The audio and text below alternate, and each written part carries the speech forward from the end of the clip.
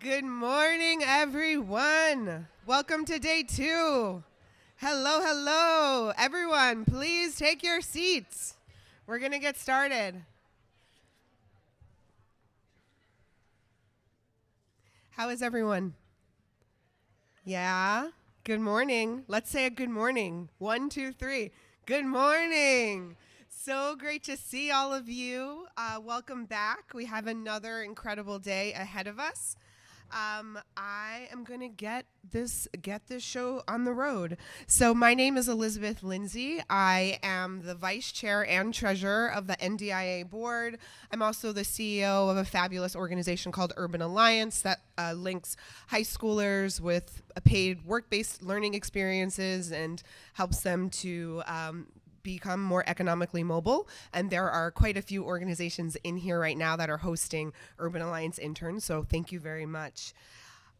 You are all here at Net Inclusion, which is the best conference in the country, if not the world, in my opinion. And Net Inclusion is put on by the incredible team at the National Digital Inclusion Alliance. NDIA, as we call it, is a national nonprofit organization that advances digital equity by supporting community programs and equipping policymakers to act. We are a nonprofit that is serving more than 600 organizations in 46 states, and Yvette, we need to add the District of Columbia, it is not on here, and the District of Columbia, and taxation without representation. We are working for affordable broadband, access to devices, and digital skills training and support. So we are going to do a quick roving mic. Does somebody on NDIA have a mic? Thank you, Lo. Appreciate it. I would love folks to just pop up your hand or stand up and share something that you learned yesterday or a session or plenary that you're really excited about for today. And I know you're not a shy group, so who's going first? Thank you. Hello? Yeah? I learned that we should be switching our language from digital literacy to digital skills. Awesome. So that we can be more inclusive in our speech. Love it. Thank you. Thank you. Who else? Oh, there's someone over here. I learned about the importance of not neglecting conversations on digital security while engaging folks in really fundamental basics of digital skills building, and I'm excited to attend the session for later today. Awesome, thank you. Who else? Anyone over here in the back? Raise your hand. Yes, thank you, thank you. I learned about being inclusive of people who rely on assistive technology and taking that into consideration when building systems instead of trying to tack it on afterwards. So important. Thank you for sharing. Couple more.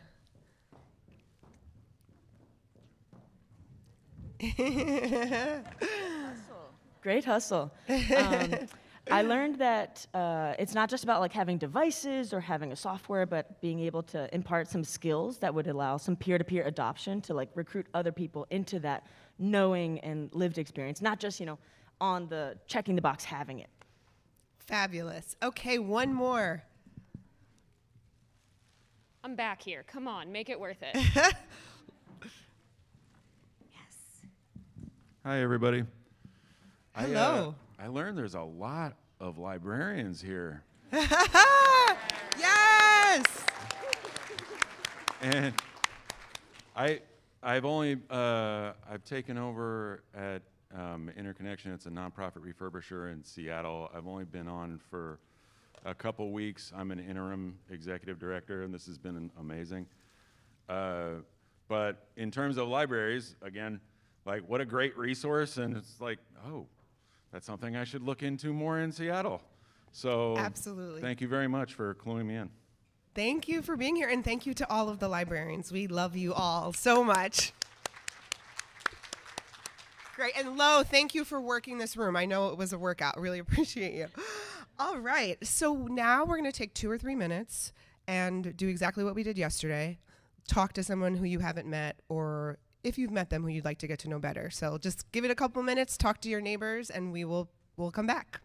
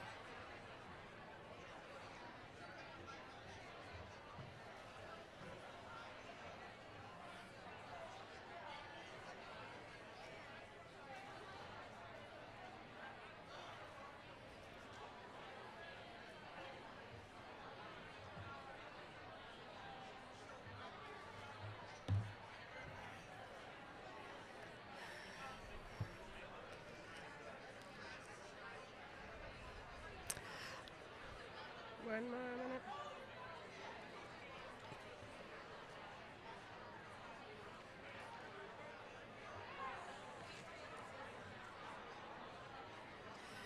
Okay, everyone, let's get seated. Let's get seated.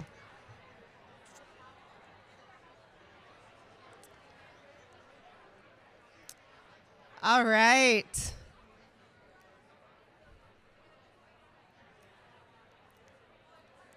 We are going to get going. If you can hear me, clap your hands. Thank you. Thank you. I'm going to cover some housekeeping so we can get to the fabulous lightning rounds, and we have sponsors here to talk to us as well.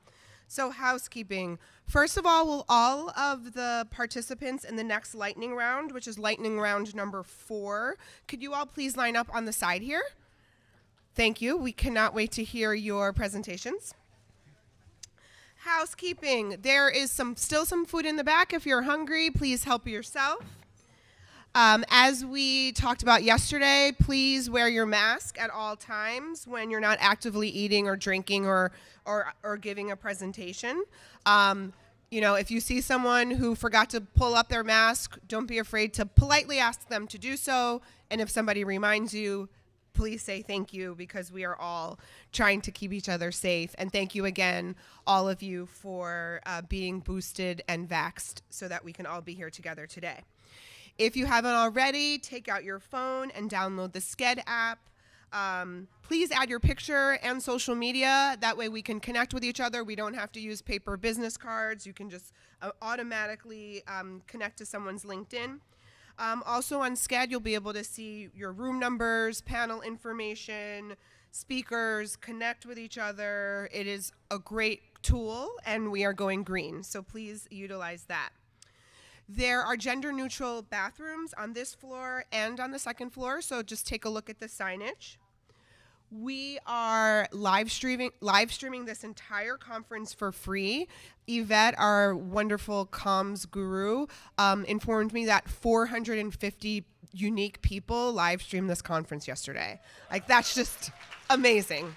Amazing, amazing. By far the largest audience we've ever had, so it's so exciting. So if you have a coworker or friend,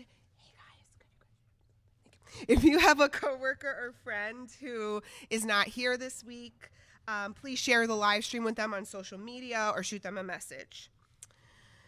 Couple more things. Lunchtime is I'm very excited about this, our meetups, our Find Your People during lunch today. So here are the groups that have been registered to meet up, and you can always find this information at the registration desk, but just take a note of it.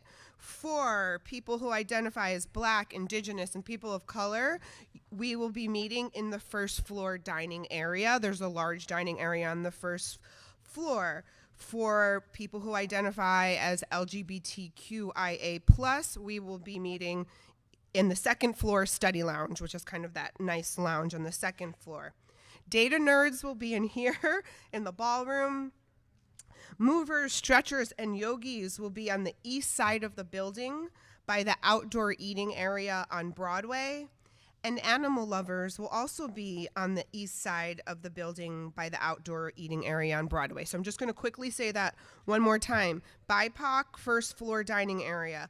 LGBTQIA, second floor study lounge. Data nerds in here in the ballroom. Movers, stretchers, and yogis on the east side of the building by the outdoor eating area on Broadway. And animal lovers will also be there. I don't know that there's going to be signage, but hopefully there will be NDIA staff at each of these areas. So hopefully you all can we'll find each other. Just like yesterday, there will be food trucks available across the street. Just give your ticket. Your ticket is behind it's in your little ID tag. There's some tickets there. And plenty of options for eating outside, in here.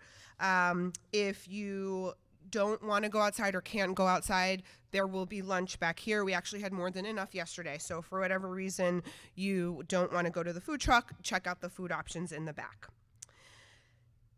I have to thank our sponsors who have so generously supported us over these past few days.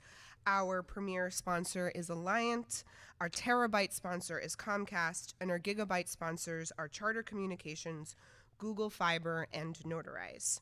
So last thing before I introduce our first speaker of the day, please engage with us online. That's such an important part of us experiencing this conference, as well as other people knowing about the great work we do. We are on Twitter and Instagram, so tag us at Net Inclusion and use the hashtag NetInclusion2022. It is my pleasure to introduce our speaker from our premier sponsor for Net Inclusion 2022, Alliant. Claire Heggstrom is a social impact strategy for Alliant Credit Union. She's an advocate of the credit union movement, passionate about financial education, and a leader in Alliant support for digital inclusion. Please join me in welcoming Claire.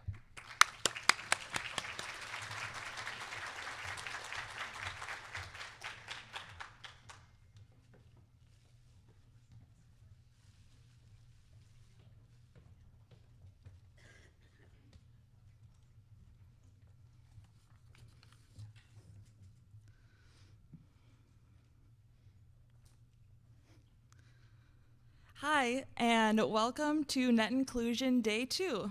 My name is Claire Hegstrom, and I am the Social Impact Strategist at Alliant Credit Union, an award-winning digital financial institution that serves more than 600,000 members across the United States. On behalf of Alliant, Net Inclusion's premier sponsor, I want to thank you all for gathering today to join us for a week of learning, collaboration, and planning during one of the most exciting times in digital inclusion history. Your dedication to this cause over the years has helped to create the largest broadband infrastructure bill in history. What an incredible accomplishment. My hope is that this week you can not only find time to celebrate your hard work coming to fruition, but also reignite the flame that got us to this point as we look at the work that lies ahead. Our team is so excited to be here learning from you all this week. At Alliant, our digital inclusion work is just beginning. In 2020, we witnessed the turmoil that our industry faced as the traditional banking branches began closing across the country. We saw the frustration of customers from brick and mortar financial institutions who were unprepared to adopt digital banking. Many consumers never downloaded a mobile banking app or accessed their account online. As we watched the pandemic continue to unfold, we saw how deeply intertwined digital connectedness is with financial well-being. We knew that as a digital leader, we had to take action. And in 2021, we began building our framework for how our team would help bridge the digital technology gap impacting our communities. So we got to work right away, finding incredible leaders in the cause who knew so much more about the issue than we did. The National Digital Inclusion Alliance was our very first partner, and we are so grateful for everything that we continue to learn from you. We also partnered with PCs for People, and we're thrilled to report that last year we had our very first ever digital device drives for the people in our Chicago communities. We were able to collect over 8 tons of equipment for over 900 families across Illinois. We've supported our partners with thousands of dollars in grants from the Alliant Foundation, and we continue to work towards digital equity. We've even sparked conversations with national industry leaders such as the National Credit Union Foundation. We ended 2021 with 5 extraordinary digital inclusion partners to help us achieve our goals this coming year and beyond. With NDIA, Digitunity, PCs for People, Connected Nation, and Everyone On, we are confident that we have the tools we need to help spread awareness on the issues and create measurable impact towards bridging the digital divide. We are excited to announce a call for an additional partner organization in 2022. Alliant is actively seeking an organization with a robust membership program to offer to our fast-growing nationwide membership. We know our membership wants to create a better world for our communities, families, and their friends, and we're looking to offer them that experience.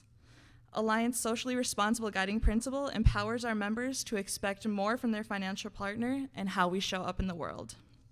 If you believe that you could be that nationwide partner for Alliant, we'd be thrilled to connect with you over the course of the remaining week. Lastly, we have one more very exciting opportunity for you all. Our team is ecstatic to announce to you the Alliant $250,000 Challenge. To help further your individual work towards bridging the digital divide, the Alliant Foundation has earmarked $250,000 for digital inclusion grants in 2022.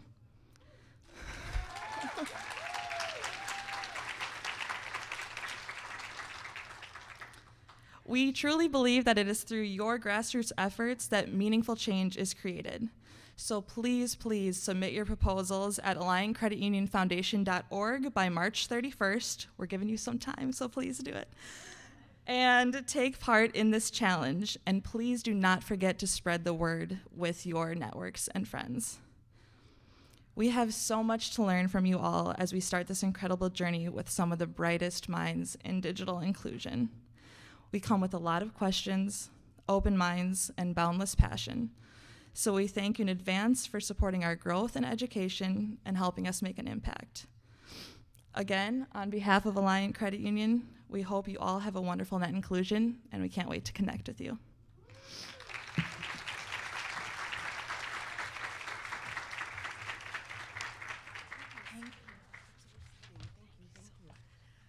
I love it when a funder comes and announces a grant opportunity. So everyone, please check that opportunity out. That's awesome. Thank you so much, Claire, and thank you for all of your support. Before we move on to the lightning round, I was informed that we also have representation from Puerto Rico. So I wanted to share that with you all. Thank you, Christina. So I'm going to turn over to Pamela. Thank you.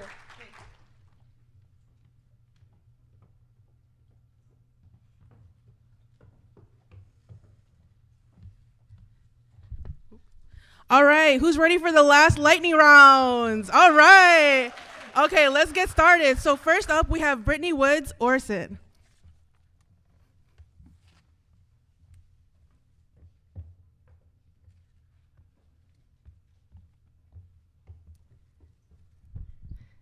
Hello, my name is Brittany Woods Orson. I'm in my 6th month as the broadband specialist for these 2 nonprofits.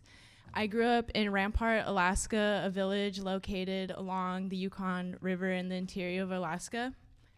I had no running water, no no school, no store, no hospital. The school shut down when I was 5 years old, and my family made the decision to move to the city during the winter so we could go to school and go to work.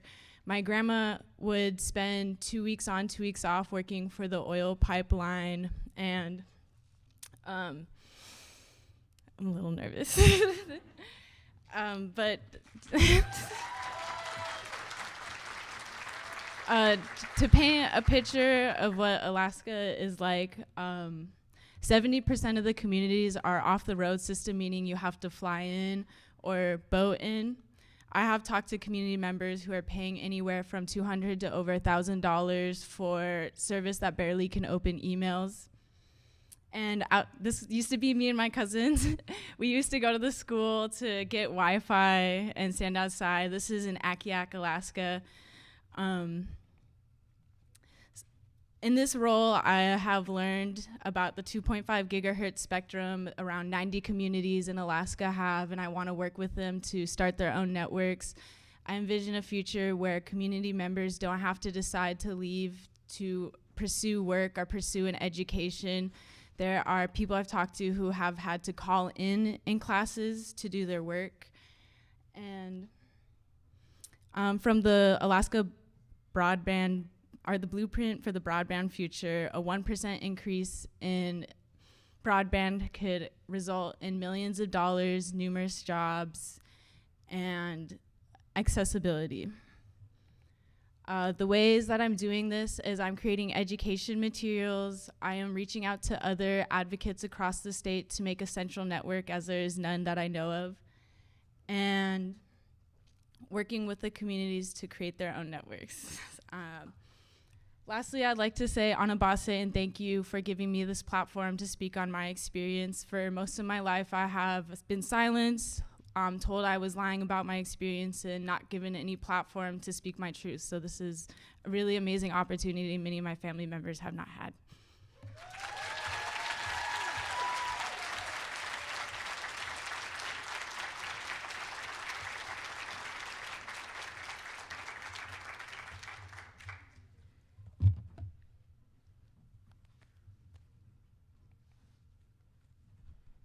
Kind of hard to follow that. Good morning, everyone. Thank you all for the opportunity to talk to you a little bit more about TechCorps. My name is Carla Easley, and I'm the Director of Operations for the organization. And so I'm sure you're thinking, AmeriCorps, Peace Corps? Yes, TechCorps. We, too, are a service-oriented organization, and we approach digital inclusion from the lens of skills and readiness. So TechCorps is a nonprofit organization that is committed to educating, exciting, and empowering students with technology. So founded in 1995, we're based in Columbus, Ohio, but we deliver programs across the country, particularly in areas of California, Colorado, Connecticut, New Hampshire, Georgia, New York, Ohio, of course, and Rhode Island. So ultimately, we believe that all students should have access to high-quality computer science and technology experiences, because we know that studying computer science, regardless of what career path the students ultimately decide to take, it really equips them with the necessary computational thinking skills, the knowledge, and even the practices that can prepare them for college, career, and just life in general. So how do we do this? Through the 3 pillars of our organization: programs, partners, or people and partners. So, like I said, we develop, computer science and technology programs that are rigorous, they're relevant, and they're fun. And so our programs range kind of on a spectrum from awareness, which could be a 4-hour workshop around 3D printing, and then we go to exploration, which could take the form of a full-day, week-long techie camp, where kids are diving into coding and, robotics. And then we have programs that are more immersion. So those opportunities have students spend, and these are particularly high school, they spend anywhere from 200 hours to a full school year with us, and they come out with college credit or even an industry credential. So secondly, we recruit, train, I'm gonna use that, train and support technology talent to implement our programs. And for us, talent really falls in 3 buckets. So collegiate computer science and engineering students that serve as kind of a role model for the students. And then we work with industry professionals who are able to make the connections or help students make the connections between the concepts that they're learning and the career paths that are afforded to them. And then lastly, we work with classroom teachers, either to invite them to join our core or to provide professional development opportunities for them that really help to bridge the gap between computer science and mathematics. And then thirdly, our partners. So we work with partners who believe as we do, and together we're able to provide access to students and to teachers to programs that move them beyond being users and consumers of technology to the designers and the creators behind that technology. And we know how important the work of digital inclusion is, and so we're always looking for new partners to help us inspire that next generation of technology innovators. So I would love to connect with you if you are interested while we're here together in Portland. So just come find me and just look for the curly fro. Easy to find. Thank you.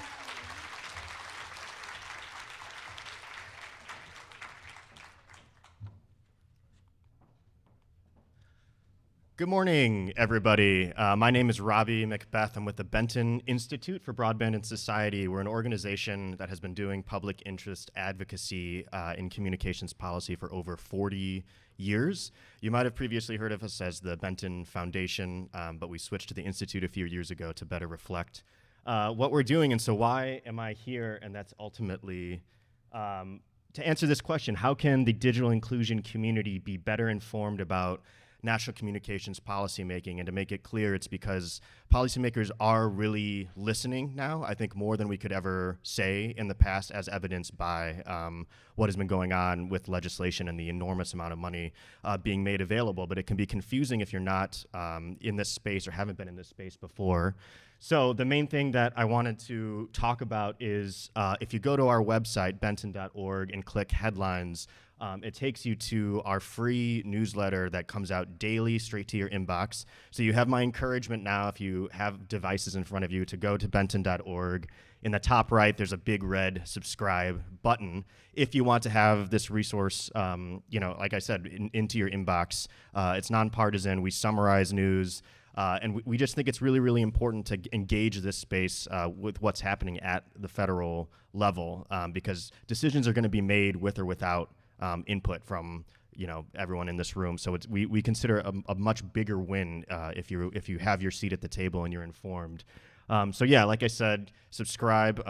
But then we also have other things going on, which is our Digital Beat and Weekly Digest.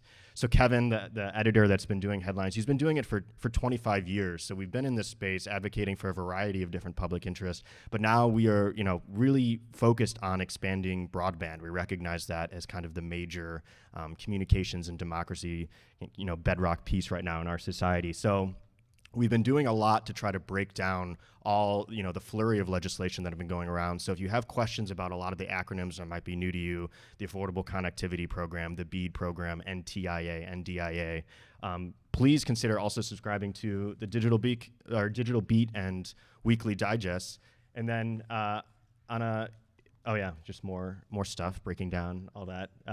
We like to say we frame and explain key federal programs. I did not create that, but I really like it. And then lastly, publications. So there's information gaps ultimately around key issues. And so we try to, bring in really, really great writers to ultimately explain some certain things. So here are just a sampling of some of the reports that have been coming out over the last year. If anybody's from a rural community around farming, that can be a tremendous resource to bring internet and services to the home, is by connecting farmers. Precision agriculture is a very big buzzword in that community.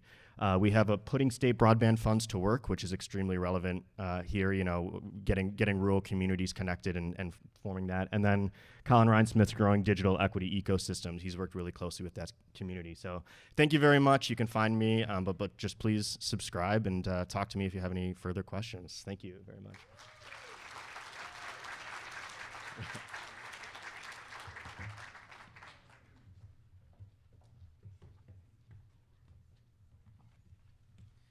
Good morning, everybody.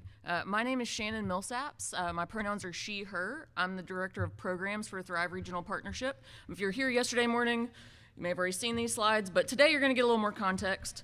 My pitch to NDIA was to introduce you guys to Thrive, to our Regional Broadband Alliance, and leave you with 4 ways that you can begin sparking connectivity dialogue in and between your communities in what is now about 2.5 minutes. Thrive is a nonprofit organization with a mission to inspire responsible growth through conversation, connection, and collaboration in the greater Chattanooga region. Our footprint is 16 counties, that's 79 municipalities, 1 million people and growing, and that's across Northeast Alabama, Northwest Georgia, and Southeast Tennessee. Our regional approach really reflects the scale of our lives living in the corner of 3 states. Anchored by the Gig City, the Thrive region is home to a vibrant circuit of people. More than 47,000 people commute into Hamilton County every day from neighboring counties and states. Each of these communities have their own identity, their own challenges and needs, and where many people see barriers and boundaries, Thrive sees opportunities. Our Regional Broadband Alliance was born just after everything shut down in 2020. It's a collective impact partnership with the goal to narrow the digital divide across our region by equipping communities with accessible and affordable high-speed internet at home, school, and work. This cross-sector and multi-jurisdictional network includes more than 40 public and private stakeholders. These are ISPs, utilities, government leaders, educators, healthcare providers, many other private industry stakeholders. And through the Alliance, we provide a regional framework for piloting research, helping attract funding opportunities, and developing new methods that expand coverage. Okay, I promised you 4 takeaways to help build alliances across boundaries. Today, I'm going to give those to you in the form of questions. Number 1, who are the partners in your community that will lead and support this work? Who would be a good resource? The more diverse, the better. Public, private, and philanthropic stakeholders. Number 2, where's the need? Yes, federal data counts here. We've had conversations about where that federal data stands, but think about ground level social services, housing authorities, school systems with free and reduced lunch info, anyone in your community that can help speak to that need. Number 3, get to know your community's barriers. What are the potential hurdles, and what's one step you can take tomorrow to help overcome those? These can be legal, physical, emotional, socioeconomic, anything else distinctive to each of your communities. And 4, how can you effectively communicate your work across your community? So engage with trusted institutions, traditional news outlets like TV and media, as well as social media. And don't underestimate the power of engaging each community organization's audience. That's my time. My name is Shannon. You can find more at thriveregion.org. Please come find me. I'd love to have a conversation.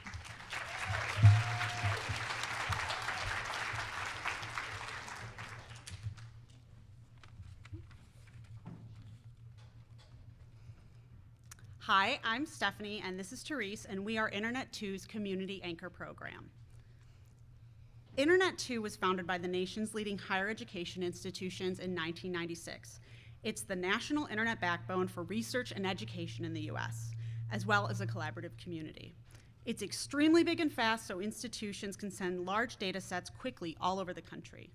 So big research universities are dues-paying members of Internet 2, and they connect directly to the Internet 2 network. At CAP, we promote advanced networking in over 80,000 community anchor institutions, like K-12 schools or libraries.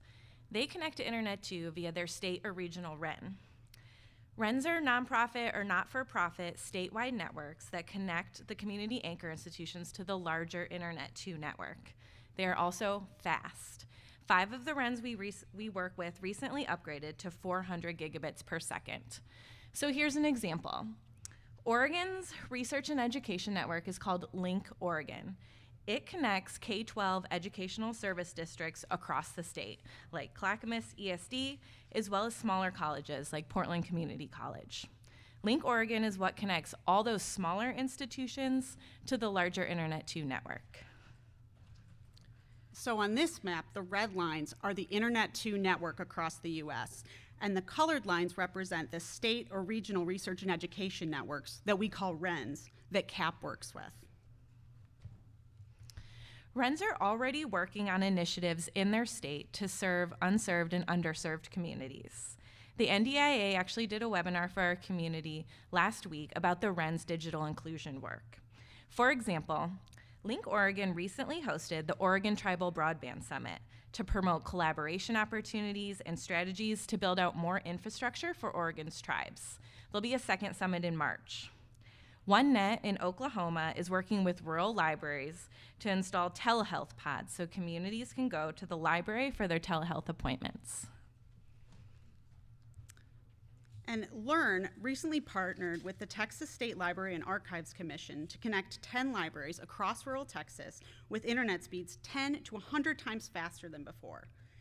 Kinber worked with a local private wireless internet service provider, or WISP, to connect unserved and underserved households in Pennsylvania.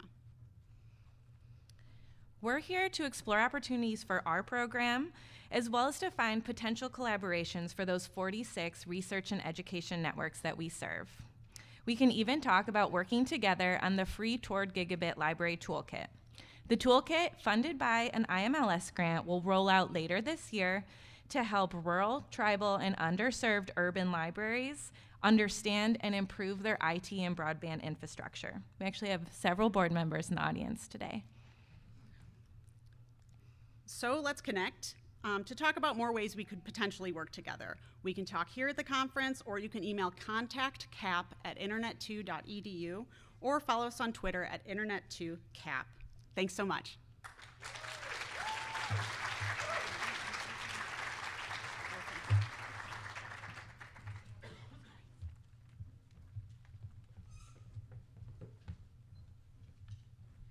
Morning, everybody. My name's Ryan Collins, and I'm from Buckeye Hills Regional Council. We're a regional council of governments located in southeastern Ohio. Y'all might be familiar with it right now because of our homegrown son, Joe Burrow, from Athens, Ohio. That is located within our region and is actually where I live. I live right down the street from his parents, and I'm a Bengals fan, so who day? So, Buckeye Hills began looking into broadband to really assess what the need was within our region. And so we formed a coalition with all the other regional councils and LDDs in Appalachian, Ohio, as well as organizations such as Ohio Southeast, which represents a lot of our business needs, and philanthropic organizations such as Foundation for Appalachian, Ohio.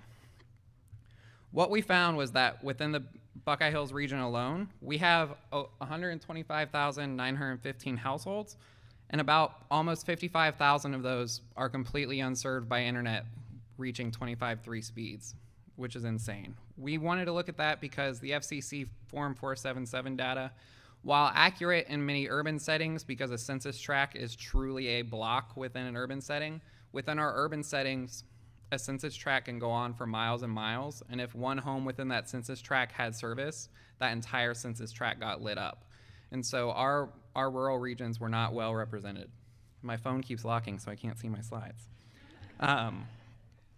So we put together the Connecting Appalachia Coalition, which on our website, connectingappalachia.org, you can go and see our speed test maps for each of the 32 Appalachian counties represented through the spectrum all the way up to 100 megabits per second speeds, and very few. On this map, the orange area is all the areas that are below 25.3 speeds throughout just the Buckeye Hills region alone, which is our 8-county region all the way on that southern tip of Ohio.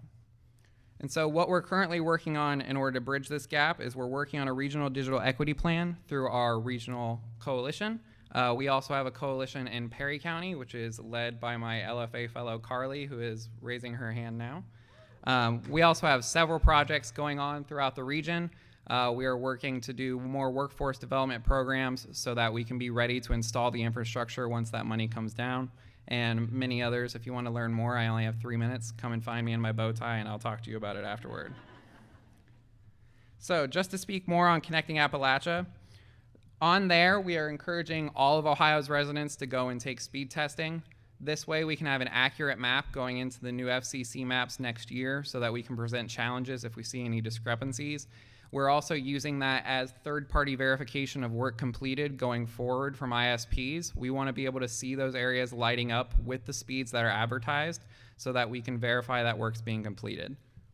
We also have advocacy materials where we speak about advocating for third-party verification of work completed, advocating for future-proofing networks, and you can go and view all those on the website, and I have about 5 seconds left, so I'm gonna move through. We also do state coordination, working with our state broadband office, bringing together our regional stakeholders, and as a regional council, we believe that we have a unique spot when it comes to digital equity as conveners and as a planning organization. If you have any questions, our emails are now up on the screen, both for me and for Carly. Thank you so much.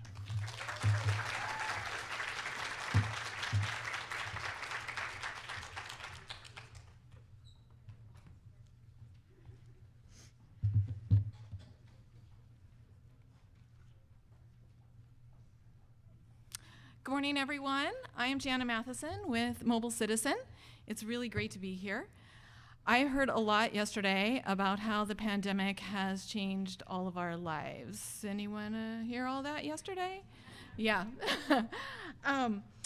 One of the things that I heard was how wonderful people responded, nonprofits, schools, everyone else. But I want to ask everyone here, would you be able to be here right now if you didn't have internet access on your device? No, right? Internet access is important for all of us to be able to do our jobs. One of the things that came out of the pandemic, a silver lining, as my breakfast mate said today, was that it took the blinders off and it forced change. Ooh, okay, that's a little up there. Sorry about that. One of the ways that Mobile Citizen it responded to all of this change was we also had to pivot to remote workforce, and we also had to deal with supply chain problems at the beginning of the pandemic. One of the things that we did to help our schools, libraries, and social welfare agencies and the nonprofits that we serve during this time was we added tens of thousands of new lines.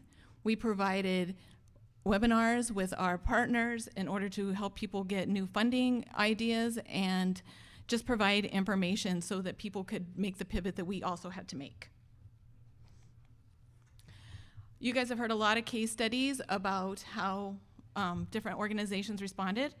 There are a couple that we want to point out, a couple of our wonderful organizations. The first that I want to tell you about is the LBGT Community Network in California. What they did at the beginning of the pandemic, when in-person learning was no longer available to the students that they serve, was they used mobile hotspots for no-income and low-income students to be able to stay connected. Another organization, TechPoint Foundation in Indiana, they have an amazing program where they offer STEM education that includes robotics. Well, when sorry, it's the 1-minute warning. When the pandemic came, what they did was they moved to online learning so that their students did not lose their excitement around robotics. We all know that remote access is here to stay. We encourage everybody to think through different ways that you're going to be able to continue to use access. The students from the LBGT Community Network, they pivoted those and are now using those hotspots to serve homeless youth to keep them connected to the community. As we move forward, we would love to talk with you more. We're very excited to be part of this community and working on teams to be part of gaining digital inclusion and ending the digital divide. We'd love to talk with you. We have people here and look forward to more success stories next year. Thank you.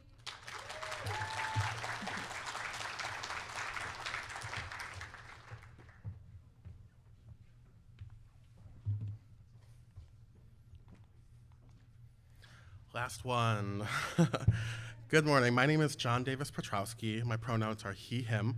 I'm from Detroit and here at Net Inclusion representing my company Flagstar Bank. But this morning I want to talk to you about a fellowship that we are part of, CEO Action for Racial Equity.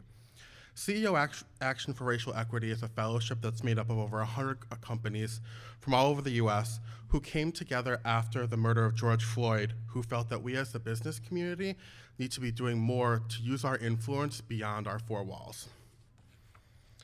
CEO Action for Racial Equity is focused on advancing racial equity through public policy. Our goal is to improve the well-being of the Black community and impact society at large. By partnering with nonprofits, academics, community leaders, and decision makers, we can share, co-create, and improve the policies that represent us all and can close deeply rooted gaps faced by Black Americans and communities of color. So one of the key areas of the fellowship is closing the digital divide. On the screen, you'll see our core principles as it relates to closing the digital divide.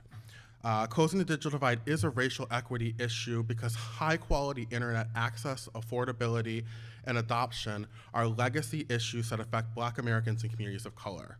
And having accurate and disaggregated data maps is and will continue to be crucial in understanding the intersection between racial equity and digital equality. So in 2021, we shared our core principles with key stakeholders on the federal level, and we're pleased with the passage of the IIJA and its broadband components. In 2022, we look forward to continuing that work, not just with federal advocacy, but on the state and local level as well, especially in the states of Michigan, Massachusetts, New York, and Texas, where we're currently focused. We know that state and local advocacy will be crucial as states are infused with unprecedented funding that can truly close this divide more than ever. It's paramount for decision makers, however, with these funds to consider racial equity as well as to listen to the voices on the ground who have been in the work for years, many of whom are in this room today. So, we want to continue to listen, amplify, and collaborate on this important work. I've already met many of you, and I hope to meet many more. Check out our website. There's also a great video on racial equity and the digital divide, and if any questions, come and talk to me. Thanks.